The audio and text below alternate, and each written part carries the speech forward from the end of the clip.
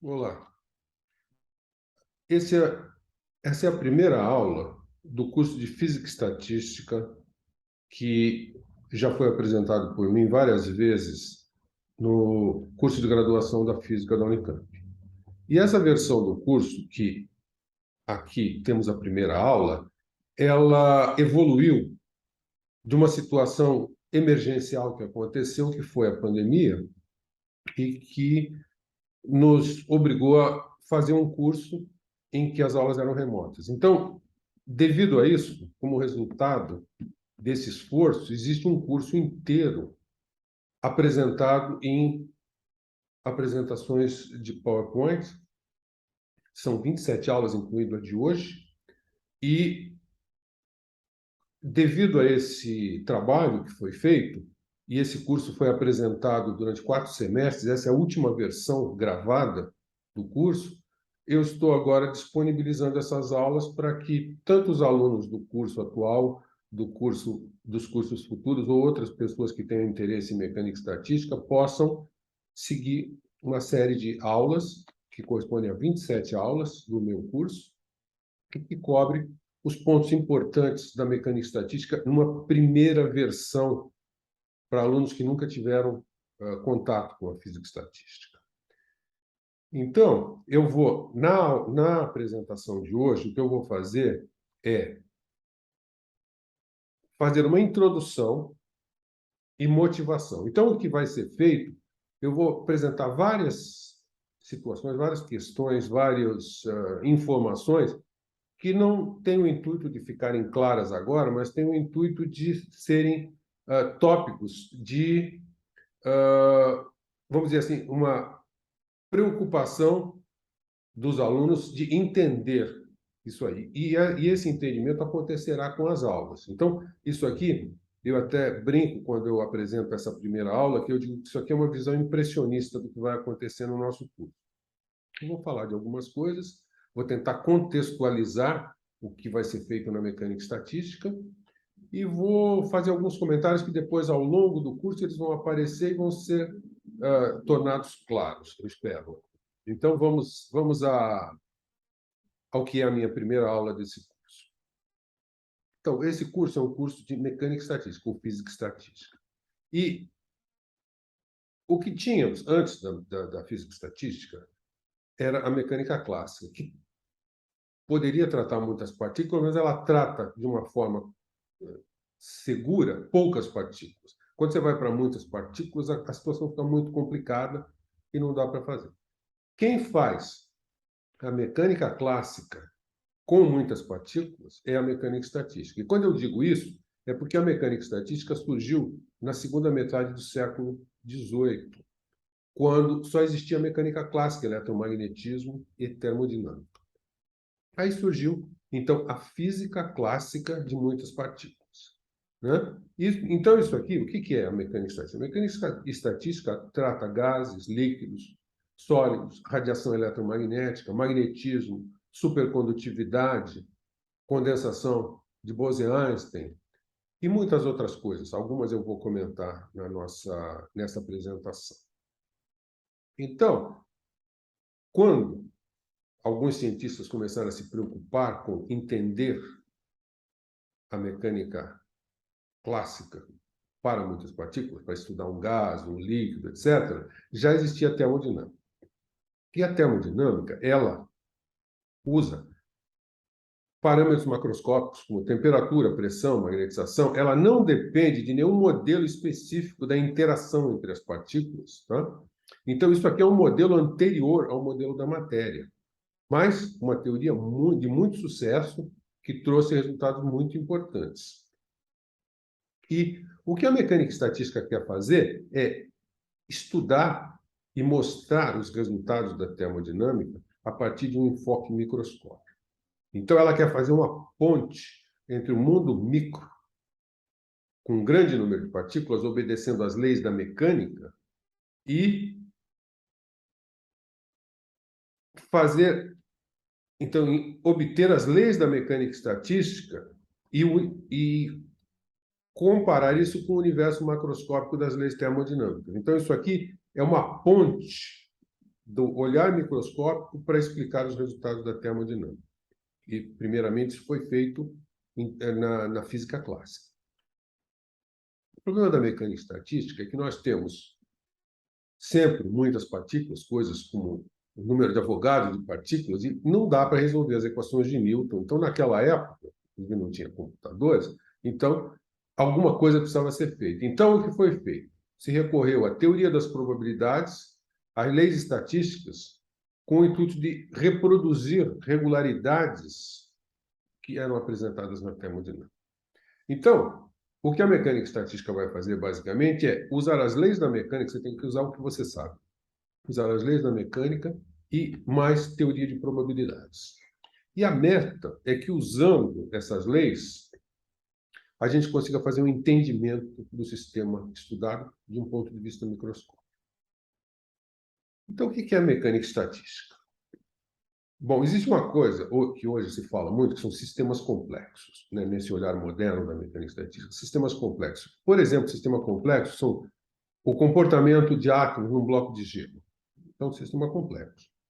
As pedras numa falha de terremoto, como a famosa falha de San Andreas, na Califórnia. Os nós da internet. Os nós da internet é um problema extremamente complicado. Existem nós da internet que são muito simples, têm muito poucas conexões, e aí tem alguns nós que têm um número muito grande de conexões. Como é que você trata isso? Mesma coisa as conexões, por exemplo, de um aplicativo como o Facebook. Então, isso aqui, todos esses sistemas, é impossível calcular os detalhes.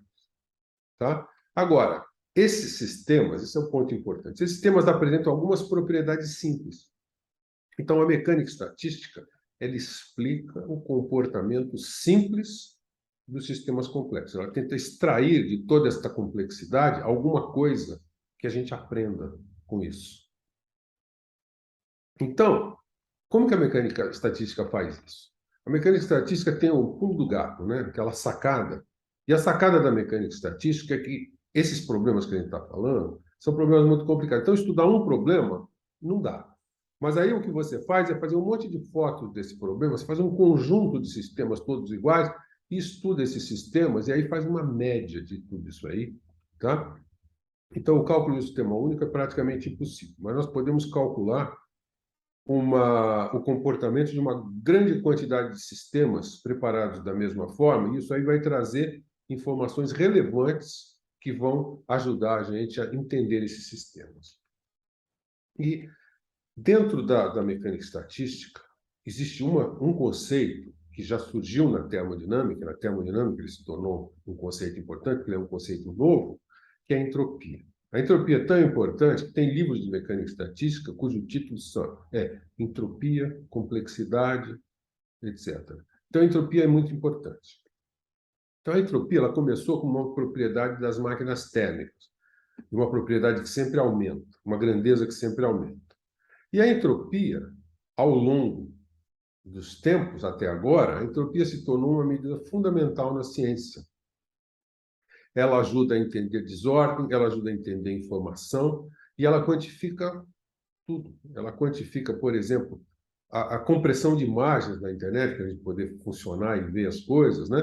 O comportamento, isso, a entropia trata essa questão, o comportamento dos buracos negros, a morte térmica do universo, todas essas coisas envolvem este conceito de entropia que surgiu na termodinâmica e que tem a forma que se usa da entropia hoje vem da evolução dos resultados feitos na mecânica estatística, como será mostrado no curso. Então, veja, entropia. Aqui existem duas coisas. Existe a entropia e existe a complexidade. Então, vejam esse problema que parece um problema muito simples, né? Suponhamos que você consiga colocar café e depois colocar o leite de forma separada. Isso é difícil, mas você faz. Isso aqui é um sistema razoavelmente simples. Aqui tem leite, aqui tem café.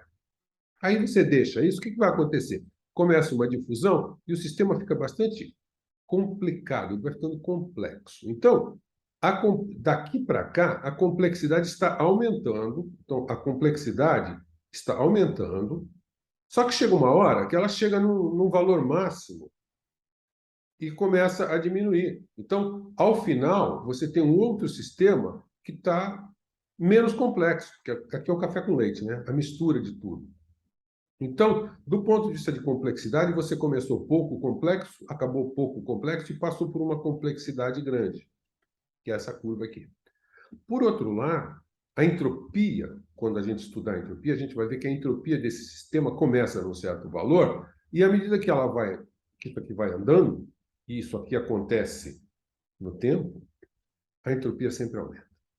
A entropia é uma grandeza que sempre aumenta, e isso é uma propriedade muito importante, traz para a gente uma série de coisas que são norteadoras.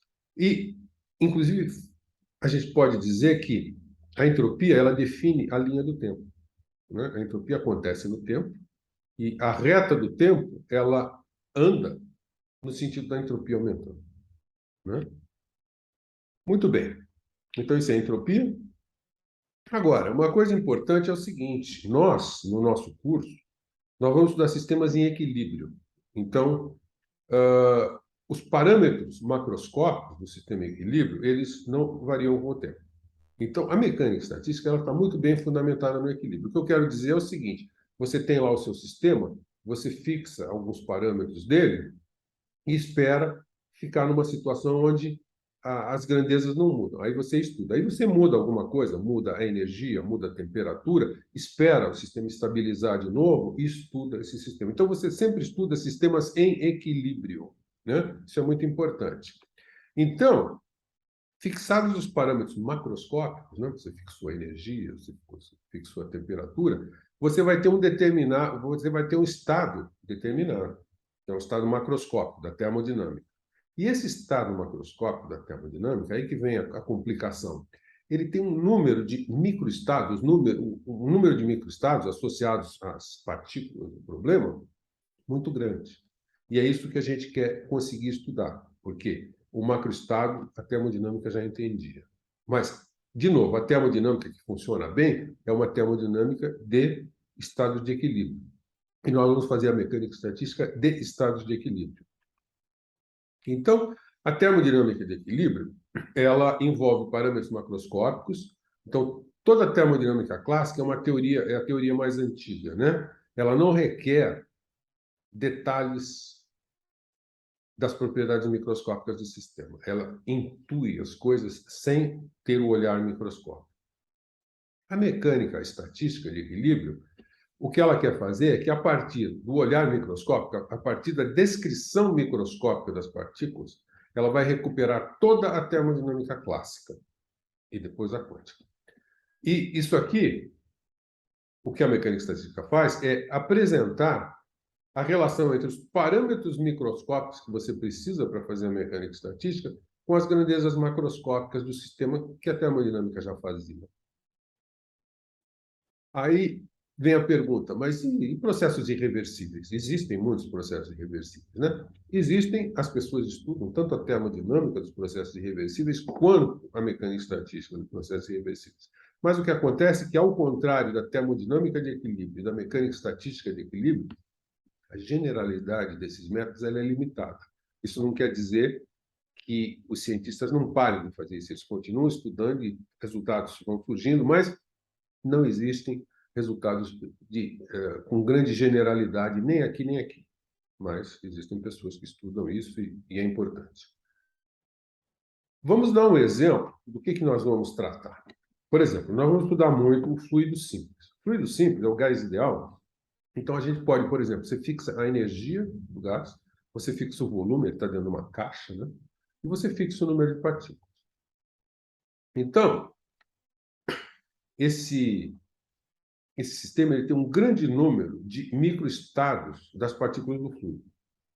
Vamos pensar um gás clássico, partículas monoatômicas. Cada microestado é caracterizado, num certo momento, pelas coordenadas e momentos do sistema. Então, se você tem N partículas, você vai ter 3 coordenadas x, y, z e 3 momentos, px, py, pz. Então, para a descrição desse problema, um fluido com N partículas, você precisa de 6N coordenadas. Tá? E daqui vão sair os microestados do fluido. Então, a gente nota que esse é um problema bastante difícil, né? Em princípio. E o que a mecânica estatística faz é encontrar esses microestados, fazer uma formulação sobre o peso estatístico que cada estado tem, e aí, com isso, fazer uma ligação entre esses microestados, uma função descrita por esses microestados, e um potencial termodinâmico. Então, a gente vai definir um potencial termodinâmico a partir dos microestados na mecânica estatística, que vai ter uma relação com aqueles potenciais termodinâmicos que a termodinâmica produziu anteriormente. Então, veja, o nosso problema é assim. A gente tem mecânica clássica, poucas partículas. A mecânica quântica, a mecânica estatística, ela será o tratamento da mecânica clássica quando você tem muitas partículas. Então, isso aí, do ponto de vista matemático, significa o seguinte: no fundo, o que você quer, e para provar resultados rigorosos, que muitos físicos fizeram, muitos matemáticos fizeram, você precisa pegar o n e levar ele para infinito, pegar o v e levar ele para infinito. Só que nem tudo pode ir para infinito, senão não funciona. Você quer que o volume por partícula, v pequeno, seja finito. Então, você leva n para infinito, v para infinito, mantendo isso aqui. Isso chama-se o limite termodinâmico. É aí que esta formulação que nós vamos apresentar funciona. Então, a mecânica clássica que nós tínhamos foi usada para se fazer a mecânica estatística. Então, a gente pode dizer que com a temperatura finita, porque uma das estrelas desse nosso curso é temperatura, né? Tudo nós vamos estudar em função da temperatura. Então, quando você está em temperatura finita, você tem a mecânica estatística, que é a física de muitos corpos clássica. Então, a física de muitos corpos clássica acontece com muitas partículas quando você olha o comportamento térmico do sistema. Agora, isso aqui era na mecânica clássica, só que aí surgiu a mecânica quântica. E a mecânica quântica, a exemplo da mecânica clássica, ela funciona muito bem para poucas partículas, né? Só que o pessoal que começou a estudar mecânica quântica viu que a mecânica quântica, ao contrário da mecânica estatística, ela, mesmo em t igual a zero, você pode tratar muitas partículas e tem uma física muito bonita e muitos resultados importantes. Isso chama-se a física de muitos corpos. Existem livros e livros, né, teoria para isso. Isso aí é o que em inglês chama-se many body theory, né? Então, a teoria de muitos corpos em t igual a zero. Acontece que, assim como tinha a mecânica clássica, a hora que a gente tem a mecânica quântica, você pode dizer, não, mas eu quero fazer a mecânica quântica de muitas partículas em temperatura finita. Então, em temperatura finita, você vai fazer a mecânica estatística quântica, que é a física de muitos corpos em temperatura finita. É uma teoria sofisticada, mais que essa aqui, mas que está bem desenvolvida, com muitos resultados, etc. Então, mas o importante é que a gente entendendo essa formulação básica aqui, né, a gente vai entender como é que generaliza para esse resultado. Então, ao longo do curso, eu vou fazer sempre muitos exemplos de mecânica clássica e muitos exemplos de mecânica quântica, e isso vai evoluindo, evoluindo até um ponto onde a gente vai ver coisas bastante sofisticadas, resultados bastante sofisticados da mecânica estatística quântica. Então, essa é a ideia do que está por trás disso. E uma coisa que a gente faz muito aqui, e que ajuda muito o entendimento das coisas, é estudar alguns modelos. Modelos que ficaram famosos por serem importantes no sentido de dar informações relevantes da mecânica estatística. Então, por exemplo, tem um modelo que a gente vai falar muito dele, que é o modelo de Ising. É você pegar uma rede, que pode estar em uma, duas, três dimensões, aqui eu estou em duas dimensões. Então, em cada sítio da rede, existe um momento magnético, um spin. E o spin, nós vamos fazer o spin é um objeto sofisticado, quântico, e que é bem sofisticado. Mas existe uma aproximação simples, quer dizer, olha, eu só vou considerar a situação onde o spin está para cima ou o spin está para baixo. Só tem esses dois estados. Então, isso é um sistema de dois estados. Em cada sítio, ou o spin está para cima ou ele está para baixo. Bom, o estudo desse modelo vai ajudar muito a gente a entender muitas coisas em mecânica quântica. O criador disso foi um físico alemão chamado Ising, e quando a gente fizer isso, eu conto a história dele. Aí você pode pensar num outro problema, chama-se o gás de rede. O gás de rede é você fazer um monte de caixinhas, e em cada caixinha, ou você coloca uma partícula, ou você não coloca uma partícula. Então, veja, aqui eu fiz o gás de rede, e se você notar, esse gás de rede e esse aqui, eles têm uma correlação muito grande. Aonde tem spin para cima, tem uma partícula. Onde tem spin para baixo, a caixa está vazia. Então, você pode dizer, isso aqui é um sistema de dois estados possíveis. Esse daqui também é um sistema de dois estados possíveis. Esse é o modelo diesel, esse é o modelo do gás de rede. Aí tem um outro problema muito interessante, que a gente sabe que a maioria dos metais que a gente vê por aí, que nem as alianças e as joias de ouro, ouro nunca está puro, ele está numa liga. Então, na versão mais simples dessa liga, é cobre-ouro. Então, você podia pensar que você tem átomos de um tipo, átomos de outro, átomos de cobre, átomos de ouro, ou átomos de ouro, átomos de cobre, e em cada ponto da rede, que aqui você pôs o spin, na caixinha você pôs o átomo, aonde tem spin para cima, você põe o átomo A. Aonde tem spin para baixo, você põe o átomo B. Então, isso aqui é uma liga, em princípio, uma liga que pode ser ordenada ou desordenada. Assim como isso aqui pode dar um sistema ordenado ou um sistema desordenado. O que seria o sistema ordenado aqui? É todo mundo ficar com o spin para cima, todo mundo ficar com o spin para baixo. Tá? Aqui,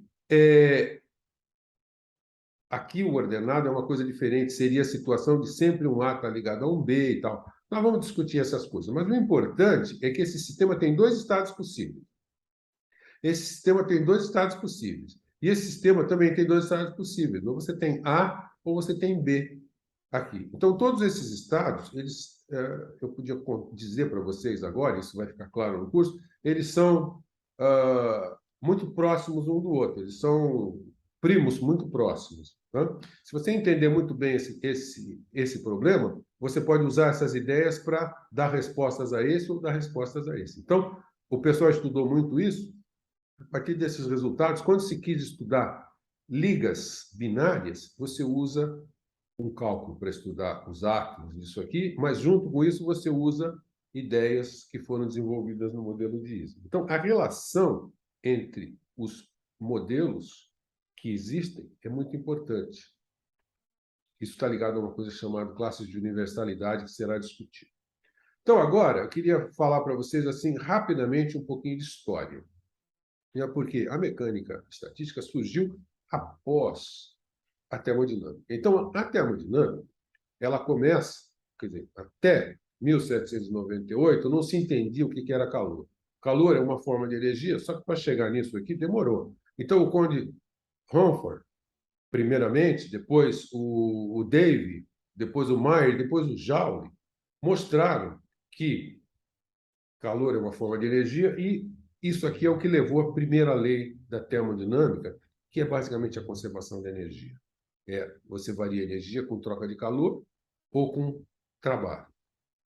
Aí vale eu falar para vocês isso aqui. Para quem quer aprender um pouquinho de história, existe um livro muito bom, que é do John Gribbin, que é a Science, a History. É muito legal esse livro, inclusive a parte da termodinâmica da mecânica estatística, ele conta de uma forma muito interessante. Mas aí a gente vai para outra coisa que é muito importante da termodinâmica, que é a segunda lei. A segunda lei é o que trouxe algo novo na termodinâmica. E isso surge a partir de um livro escrito por Sadi Carnot. Sadi Carnot foi um cientista que morreu muito jovem, de cólera, e a única publicação dele foi esse livro. Então, ele escreveu as reflexões sobre o poder motivo do fogo em 1824.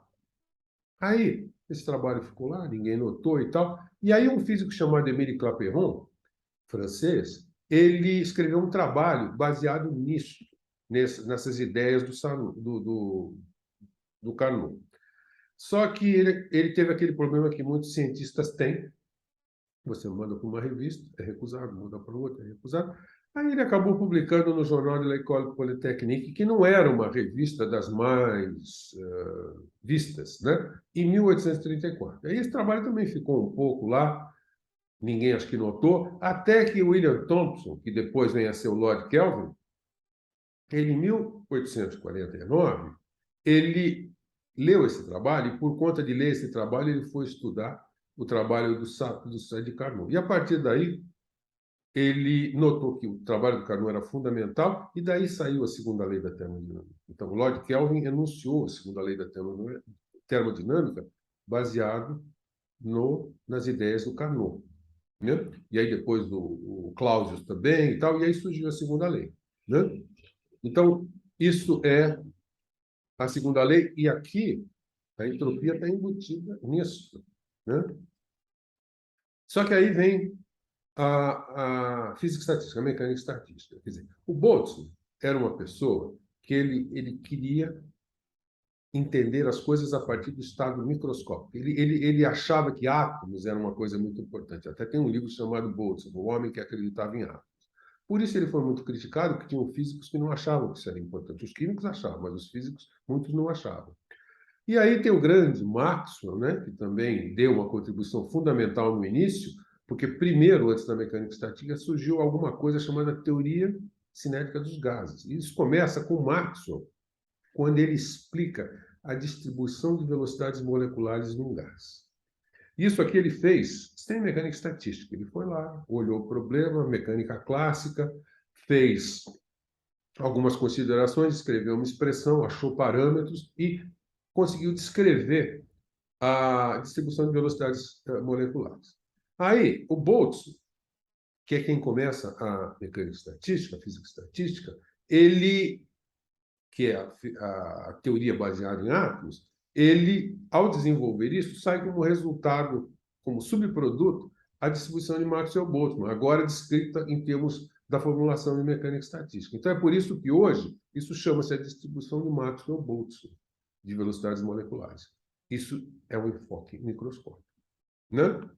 Essas coisas aconteceram. Então, ó, a teoria cinética dos gases vem com Boltzmann, Maxwell, Clausius Maxwell Boltzmann. Então, o Maxwell fez a distribuição em 59. O Boltzmann fez a equação íntegro diferencial, que é importante na formulação dele, em 1872. A análise microscópica da irreversibilidade e evolução para o equilíbrio foi de 72. E aí depois, baseado em todas as coisas que o Boltzmann fez, vem o Gibbs e faz a teoria da mecânica estatística, estendendo os resultados de Boltzmann.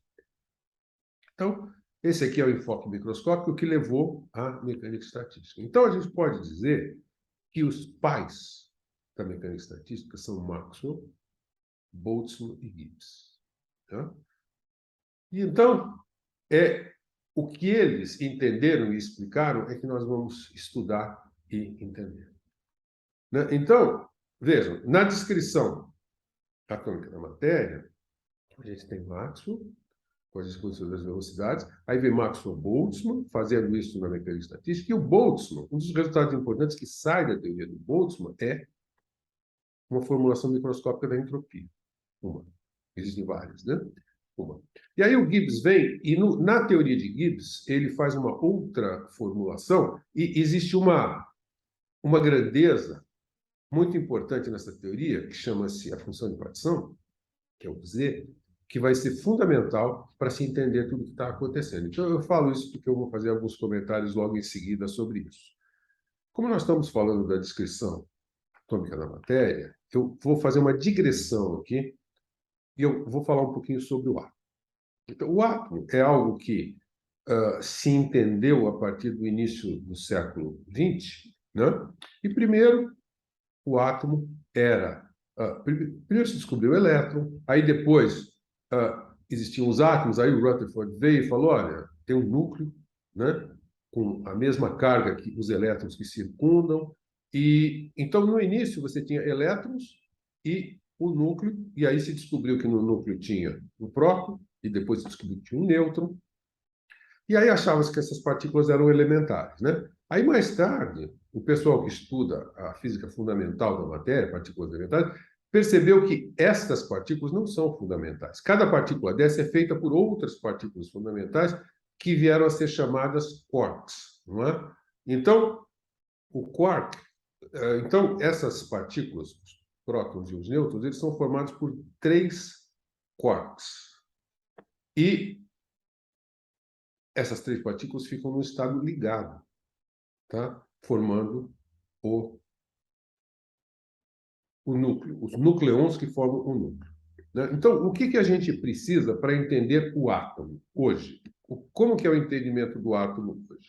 O entendimento do átomo hoje é dado por bósons, por quarks, o quark up e o quark down, a exemplo do spin-up e spin-down, né? Quark up e quark down, que usando 3 deles você faz prótons e nêutrons e os elétrons que circulam aqui. Agora, os elétrons que estão aqui, eles interagem com todas as cargas, e para ter essa interação, você precisa de um mediador para fazer a interação. E o mediador é a luz, é a radiação eletromagnética, que, no enfoque quântico, são os fótons, né? Isso é uma coisa. A outra coisa é como é que você faz para fazer os quarks ficarem confinados, formando um estado ligado. Você precisa também de um mediador. Esse mediador chama-se o gluon.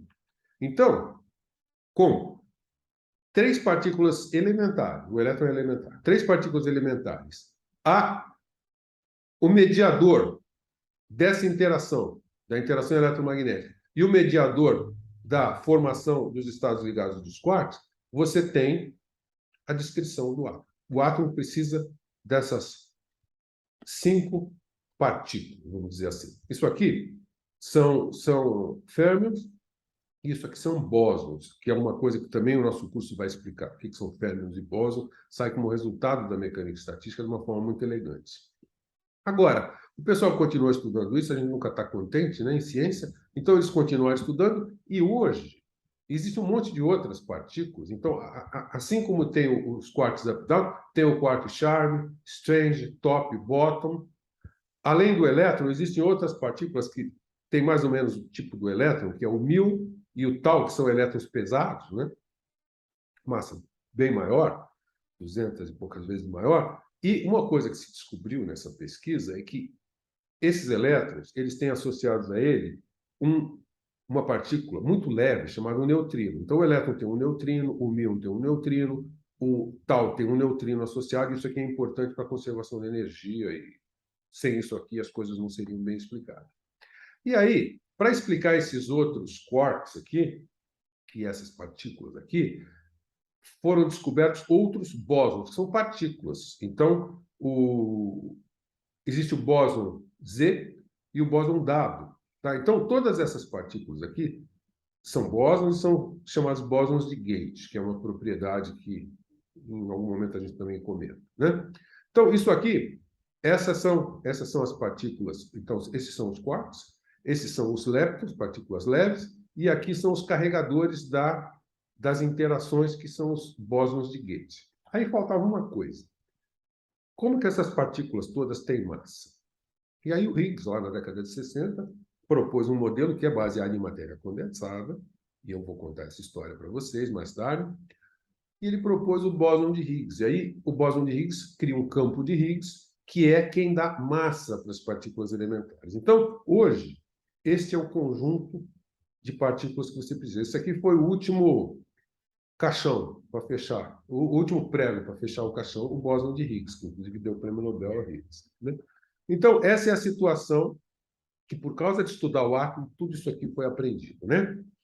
Então, o átomo, que é o que nós precisamos, só precisa dessas 3 partículas e desses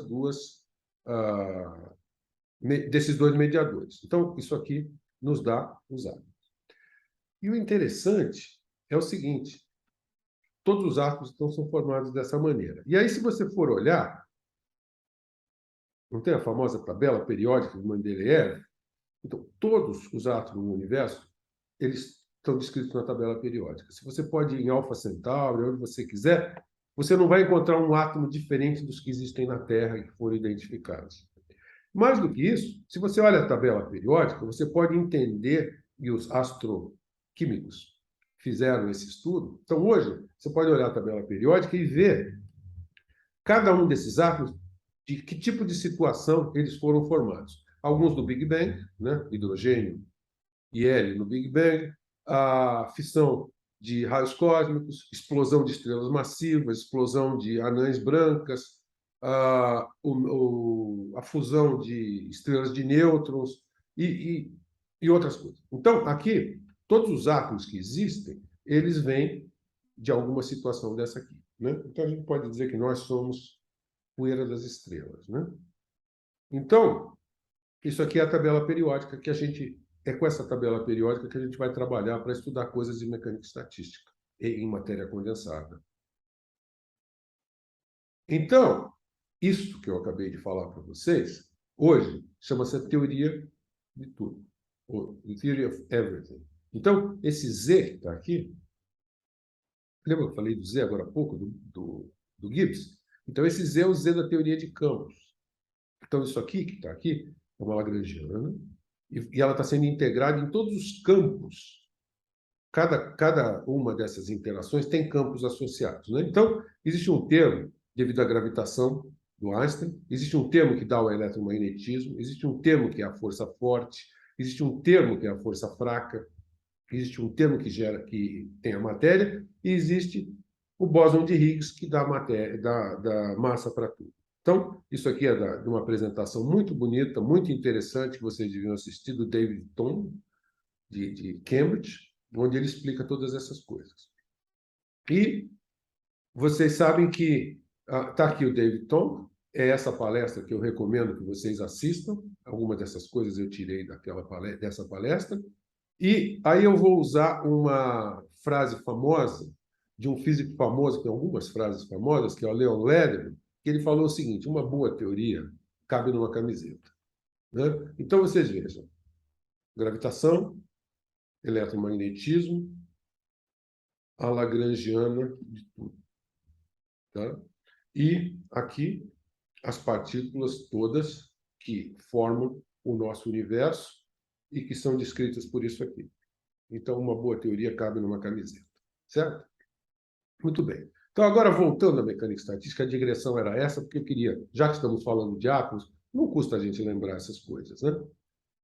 Mas o olhar moderno da mecânica estatística, ele envolve você estudar os ensembles, que são as descrições da mecânica estatística. Ele envolve você estudar muito a entropia, inclusive as extensões da entropia, porque a entropia ficou independente, ela é maior do que a mecânica estatística. E aí, o que aconteceu é que, a partir do fim da primeira metade do século passado, e toda a segunda metade do século passado, e agora, surgiram métodos numéricos. Quando surgiram os computadores, surgiram métodos numéricos. Eu vou falar sobre isso. E Monte Carlo é um método muito importante. Então, usar Monte Carlo para entender a mecânica estatística é super importante e ajuda. Uma coisa que a gente estuda em mecânica estatística são fases, né? Então, quando a gente estuda fases, existe uma grandeza chamada parâmetro de ordem. No olhar moderno da mecânica estatística, existe uma coisa chamada parâmetro de ordem, que foi um conceito introduzido na década de 30 por Landau. E aí, quando você vai estudar essas coisas, você precisa estudar as flutuações que o sistema tem, as correlações entre as partículas que estão fazendo o que estão fazendo no sistema, e por conta disso, uma coisa que se estudou muito e ainda se estuda na segunda metade do século passado são transições de fase. E transições de fase nós vamos estudar, porque é uma consequência desta formulação que nós vamos fazer. E as transições de fase, a gente pode estudar de uma forma simples, fazendo a primeira aproximação mais simples, que é uma aproximação de campo médio, que é muito usada. Muitas pessoas passaram a vida fazendo aproximações de campo médio e publicando coisas, né? Mas aí a coisa evoluiu, surgiu uma nova formulação chamada scaling, depois surgiu uma formulação chamada o grupo de renormalização, e a gente comenta sobre essas coisas, a gente vai mostrar como que a transição de fase acontece e vai fazer essa descrição. Agora, existe uma outra coisa importante que eu já falei agora há pouco, eu falei para vocês das falhas das pedras num terremoto e elas se movem e causam terremoto. Se você tem o gelo ou uma pilha de arroz, você vai pondo mais um arrozinho, chega uma hora que se desmorona. Esses sistemas, eles são sistemas que estão todos perto da criticalidade. E a criticalidade foi entendida na mecânica estatística. Então, isso aqui, que é muito usado no que se chamou de sistemas dinâmicos, veio da mecânica estatística. Então, hoje, a situação que temos é a seguinte: antigamente, antes da década de 40 do século passado, nós tínhamos a física experimental e a física teórica. Isso aqui eram os dois pilares da física ou da ciência. E tinha físicos experimentais, tinha físicos teóricos, tinha físico que fazia as duas coisas, mas essa coisa funcionava. Isso aqui melhorava, você ia lá, a física teórica entendia, e elas explicavam, uma ia realimentando a outra, e a ciência foi subindo.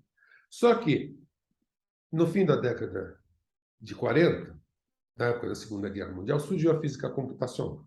E a física computacional evoluiu junto com os computadores e hoje ela é o terceiro pilar da física, em pé de igualdade com essas coisas. Porque a física computacional ela auxilia muito a física experimental e muito a física teórica. Porque ela é mais do que você pegar uma equação da física teórica, uma formulação da física teórica que você não tem solução exata e fazer numericamente. Isso é uma coisa que a física computacional faz, mas ela faz mais. Ela pode fazer maneiras de você olhar um resultado da física teórica sem usar essas equações, que é fazer uma simulação, que é o que a gente chama de experimento virtual ou experimento no computador. Você pode fazer uma mímica da natureza, simular os processos da natureza e fazer um experimento que virtualmente vai simular o que um experimento faz. Isso aqui, inclusive, é útil para você fazer experimentos em situações muito intensas, né? Como explosão de bombas e coisas assim. Você fazer o experimento é difícil, você faz a simulação e tem essa informação. Então, as simulações, elas são muito importantes e a física computacional é muito importante, ela tem sido muito importante em física e estatística. Então, quando surgiram os computadores, surgiram dois métodos que surgiram na mecânica estatística, e um é o método de Monte Carlo. Esse método surgiu junto com os computadores e era uma proposta já de 1940, do Stanisław Ulam, que é um grande matemático, Stanisław Ulam, vocês vão ouvir falar dele, e ele estava no projeto Manhattan, matemático, né? E lá no projeto Manhattan, eles estavam trabalhando intensamente, mas de vez em quando eles tinham que um momento livre e tal, e eles pensavam em outros problemas. Então, usando o computador que tinha lá, que era o ENIAC, eles propuseram, o Stanisław Ulam e outros pesquisadores, propuseram um sistema de física estatística, que era uma série de discos, 64 discos interagindo, e eles estudaram isso no computador. Então, esse método, que chama o método de Metrópolis, ele tem vários autores, inclusive o Edward Teller e tal, e então é estudo da equação de estado usando computadores rápidos, né? E aí também, nessa época, o Fermi, Pasta e o Ulla, que também estavam no projeto Manhattan, o Ulla de novo, né, no projeto Manhattan, eles fizeram um método de dinâmica molecular, que é resolver as equações de movimento da mecânica clássica para um monte de partículas. E aqui eles estudaram vários osciladores interagentes e obtiveram resultados importantes. E aí, tanto o Monte Carlo quanto a dinâmica molecular têm evoluído junto com os computadores, e o Monte Carlo é muito usado em mecânica estatística, mas não só em mecânica estatística, em teoria de campos, em muitas coisas.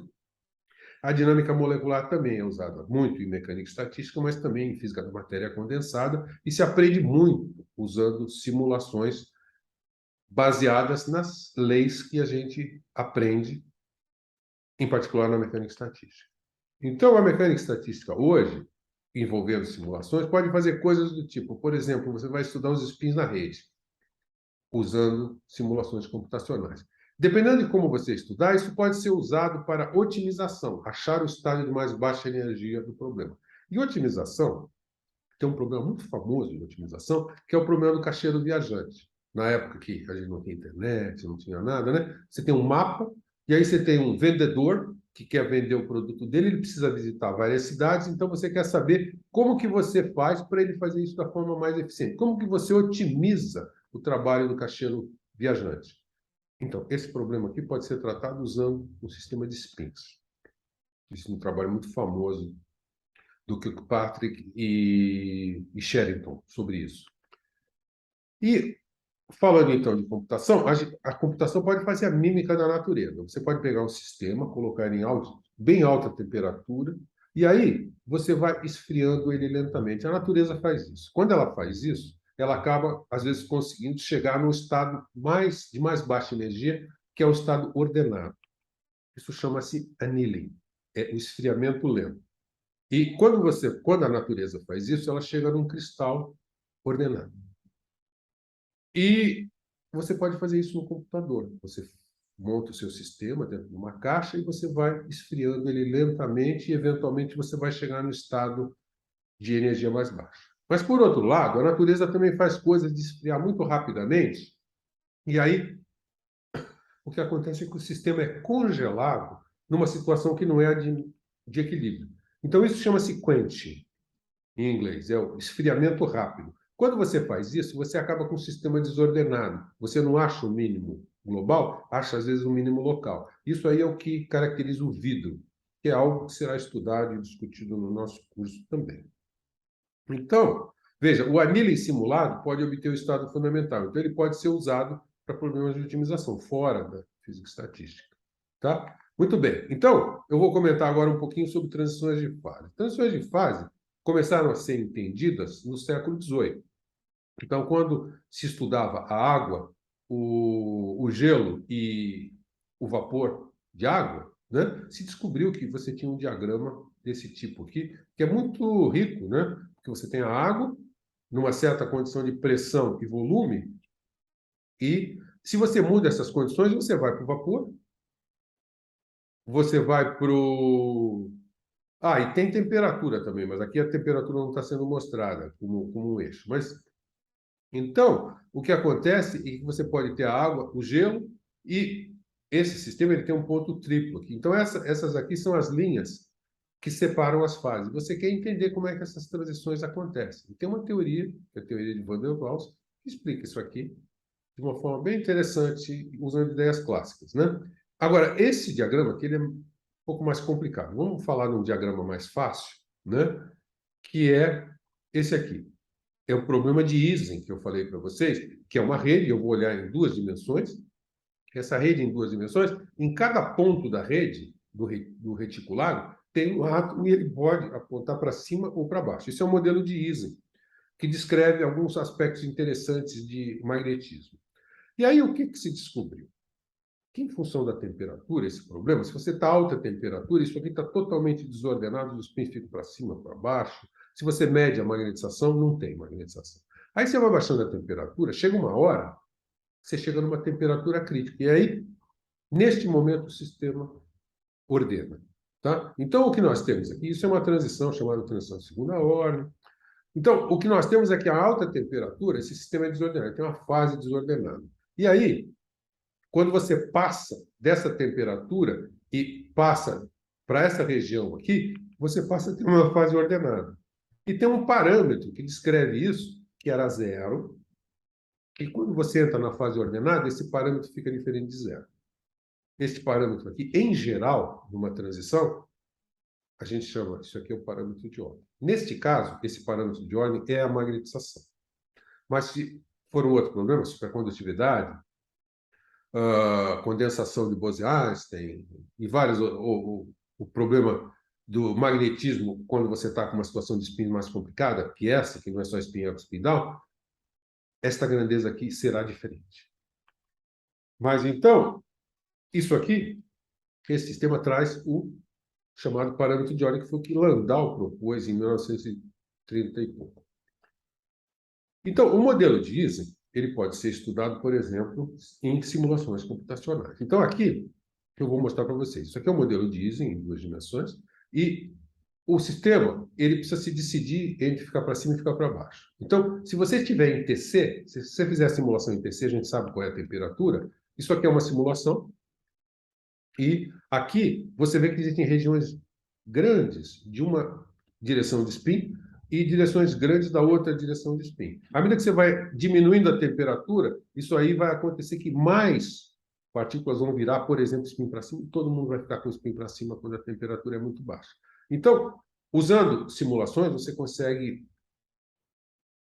obter esses resultados. Esse problema em duas dimensões tem solução exata. Então, você pode comparar a sua simulação com o resultado exato. Então, não há dúvida do que está acontecendo. E a gente aprende muito com essas duas coisas, tanto o resultado exato quanto as simulações. E, então, vejam, essas transições de fase que eu estou falando para vocês, vocês podem pensar, só acontece aqui? Não, isso acontece em tudo quanto é escala.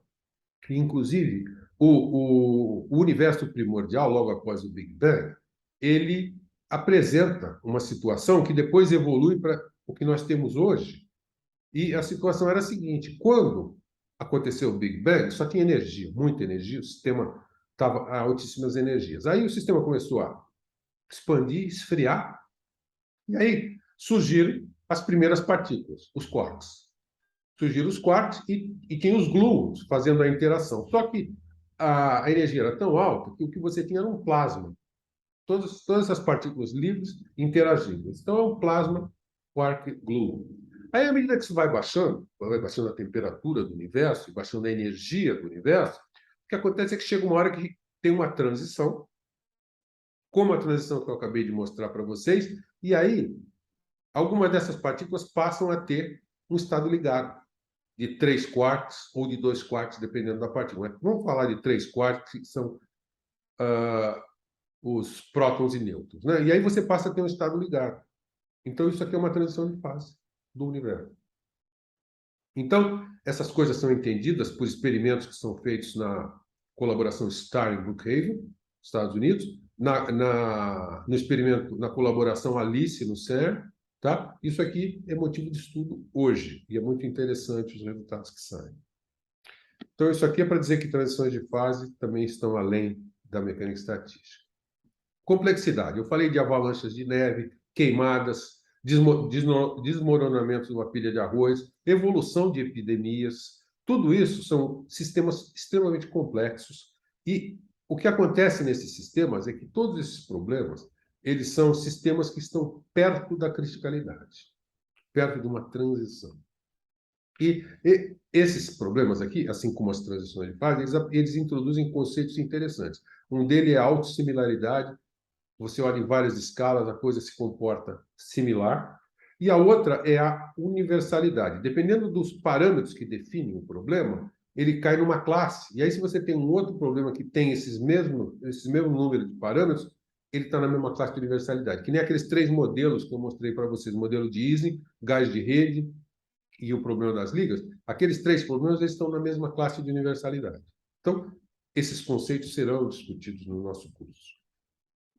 Muito bem, já que a gente está falando de sistemas complexos, eu queria fazer um comentário aqui, que foi feito nesse artigo do Yanir, em que ele explica que quando você estuda sistemas diferentes, por exemplo, se você estuda um sistema totalmente randômico, o gás ideal, né? A correlação, a complexidade deles é uma coisa que, na escala do problema, ela é uma função gaussiana e que cai rapidamente. Se você tem um sistema coerente, esse sistema ele fica coerente numa escala muito grande até que ele pode ser destruído. Por exemplo, uma bala de canhão é isso, todas as partículas estão juntas, né? A complexidade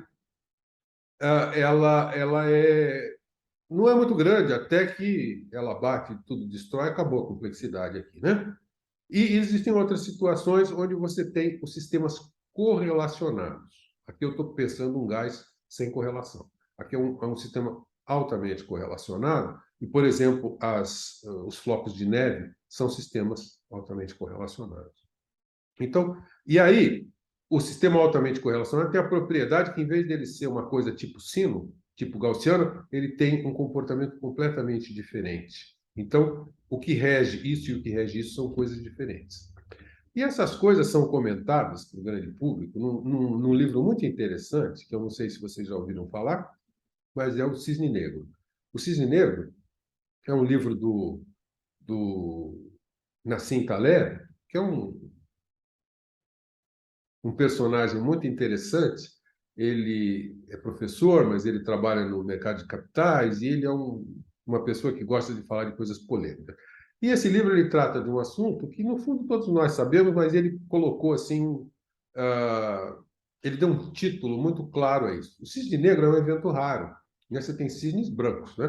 Quando você vê um cisne negro, isso é um evento raro. Então, eventos raros são coisas do tipo. Bom, eu já vou explicar isso para vocês, mas então o que acontece é que a descrição que nós vamos fazer de mecânica estatística é a descrição dos comportamentos gaussianos, que é esse aqui, tá? E existe um outro comportamento, quando tem esses eventos aqui atípicos, que tem a ver com essa distribuição, que é uma distribuição que ele chama de rabo largo, né? Fat tail, né? Então, é thin tail e fat tail. E isso é descrito por uma outra descrição chamada a descrição do Pareto, né? Só para vocês saberem que isso aí existe, existem coisas além da distribuição gaussiana. E, basicamente, o que isso quer dizer é o seguinte: as coisas que nós vamos estudar, nosso gás, é essa situação aqui, dessa distribuição. Todo mundo flutua aqui, mas flutua dentro de uma região bem comportada, assim, com máximo. Esse aqui é o valor mais provável. E a distribuição do Pareto, que é essa distribuição que é uma lei de potência, depois a gente vai ver isso aí, é uma coisa completamente diferente. Então, eles chamam isso aqui do medíocre-cristão e do extremistão. O medíocre-cristão é uma situação, por exemplo, então eu vou dar um exemplo de futebol. Maracanã, 70 mil pessoas assistindo um jogo, aí você fala assim, vou fazer a estatística da altura das pessoas. Bom, você sabe que a altura das pessoas pode ir desde, vamos dizer, 1 metro, crianças e tal, até um cara muito alto, 2,20 metros. Então, a distribuição, ela dá isso com um pico aqui, talvez em algum valor aí, 1,70 m e tal, né? E flutuações em torno disso. Isso é o medíocre-cristão. Não existem eventos raros aqui. Aí, você vai olhar uma outra coisa desse público que está aí. Nós vamos olhar o que as pessoas, qual é o salário que as pessoas têm, né? Aí, a maioria das pessoas cairia numa situação dessa, né? Mas por acaso nesse jogo aqui, o Neymar foi assistir o jogo. Então, a hora que você olha salário, tem um monte de salários que não são muito altos e tem o salário do Neymar, que é um pico. Isso é um cisne negro, tá? É um evento raro dentro da estatística que você está estudando. Nós não vamos tratar este problema aqui, nós vamos tratar problemas assim. A mecânica estatística faz muito bem isso, tá? Então, a descrição, só para que a gente entenda o que a gente vai fazer, a descrição da mecânica estatística, você precisa primeiro especificar os estados que o sistema tem. Aí você vai fazer você vai escolher uma hipótese de qual que é a probabilidade de cada um desses estados acontecer. Então, uma delas, que nós vamos estudar, mas não é a única, é dizer que, na situação que eu criei, todas as partículas têm a mesma probabilidade. Isso acontece quando a energia é constante. Não é sempre que tem isso, mas isso aqui é uma possibilidade. Então, a hora que você especifica o sistema, escolhe um ensemble estatístico, escolhe que parâmetros você vai considerar. E depois faz o postulado, que pode ser esse, mas pode ser outro. Com tudo isso aqui, você faz um cálculo de probabilidades e, com isso, você faz. Você tem a mecânica estatística, você identifica os estados, faz a hipótese sobre o peso estatístico e isso estabelece para você uma relação entre os microestados e o potencial termodinâmico, que é a mecânica clássica. Então, muito rapidamente, quando a gente vai para o problema quântico, na mecânica quântica, lá na mecânica clássica, a gente tinha que falar dos graus de liberdade. Aqui na mecânica quântica, você tem um estado, né, uma função de onda, que é descrita pelas coordenadas. Essas coordenadas são os graus de liberdade, que podem ser as posições, mas é também o spin, o isospin e outras coisas. E a gente vai ver exemplos disso aqui em aumento de complexidade no curso, né? Mas então você precisa fazer isso aí. Esse problema é um problema complicado, porque além dele ser quântico, tem muitas partículas. Então, vamos dar um exemplo de como que são o número dessas partículas. Se você tem uma partícula de spin meio, o estado quântico é descrito pela magnetização, que está para cima ou que está para baixo.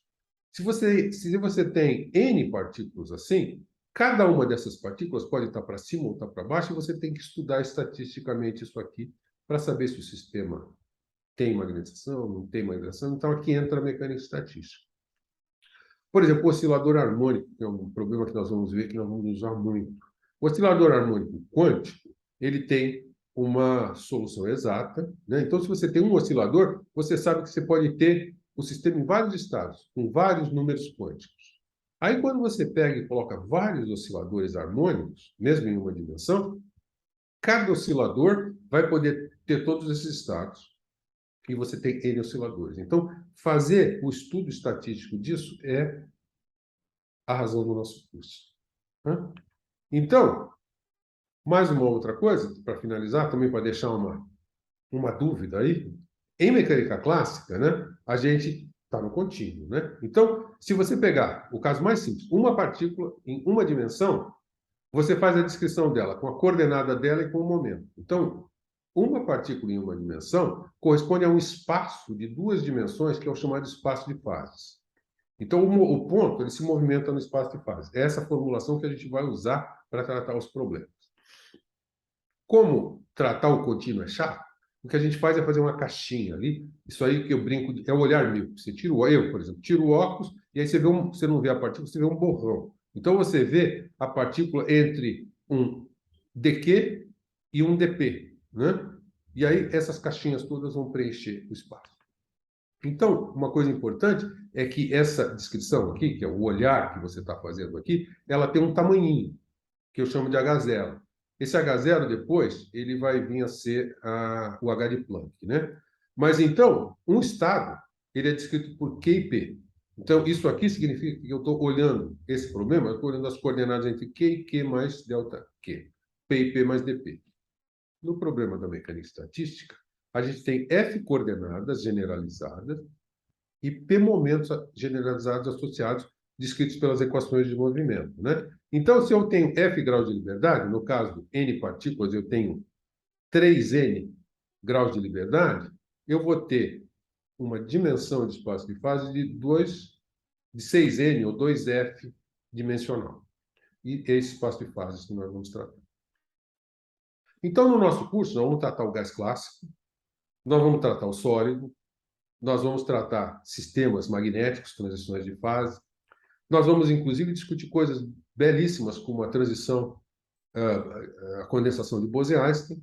E, como eu falei para vocês, transições de fase que a gente estuda, elas estão além da mecânica estatística, e eu dei como motivação esse aqui. Nós não vamos estudar essa transição, né? Mas essa é uma das transições de fase, que é a transição do plasma em quarks e gluons, né? Buracos negros têm uma termodinâmica e uma mecânica estatística. Então, nós vamos estudar um pouquinho da mecânica estatística dos buracos negros, encontrar a entropia de Hawking.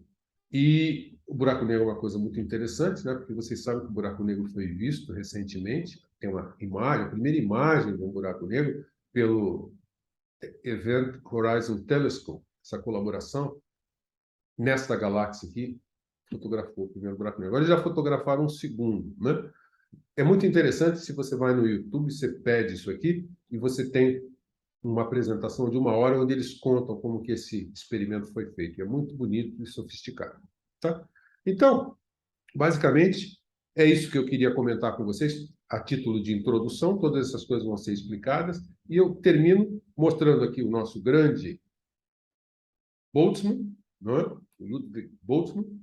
Isso aqui é o túmulo do Boltzmann, no cemitério central de Viena, e está aqui SK log de ômega, que é o que sai da teoria que o Boltzmann fez.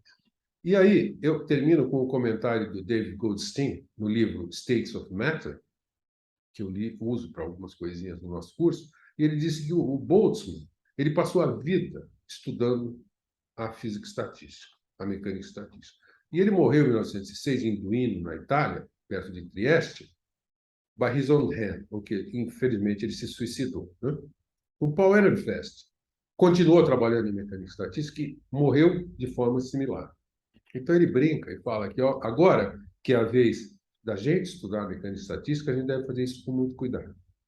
Tá? Então, com isso, eu agradeço a atenção de vocês e, em seguida a essa aula, vão aparecer na internet as outras aulas desse curso, que são 27 aulas, um curso completo de Física e Estatística para a graduação. Muito obrigado pela atenção.